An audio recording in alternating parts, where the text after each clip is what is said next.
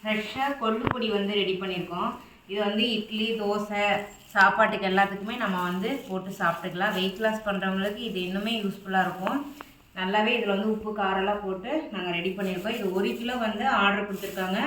ஃப்ரெஷ்ஷாக நான் ரெடி பண்ணி பாருங்கள், வறுத்து அதை வந்து சூடு போக்கி நான் மிக்சியில் தான் அரைக்கிறேன்.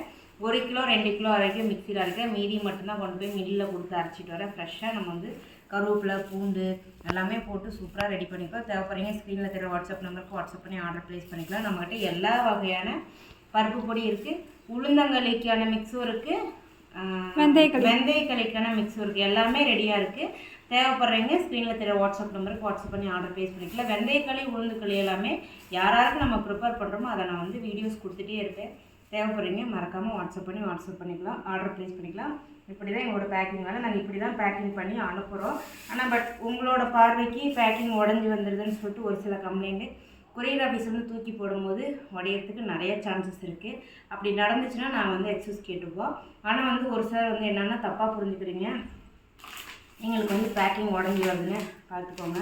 1/4 கிலோ இது எப்படி உடையிற மாதிரியே நாங்கள் பேக் பண்ணியிருக்கோம். நம்ம தூக்கி போடும்போது கொரியர் ஆஃபீஸ்லேருந்து போடும்போது நடக்கிற மிஸ்டேக்ஸ் தான்.